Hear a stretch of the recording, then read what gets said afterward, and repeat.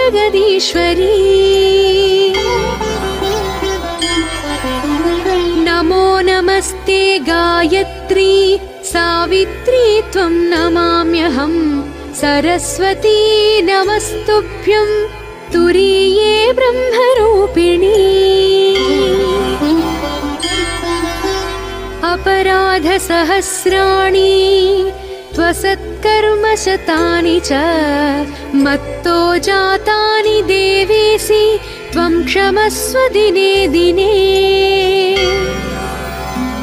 इति श्रीवसिष्ठसंहितोक्तम् गायत्री स्तोत्रं सम्पूर्णम्।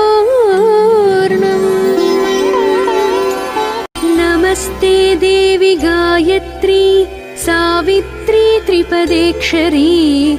अजरे अमरे माता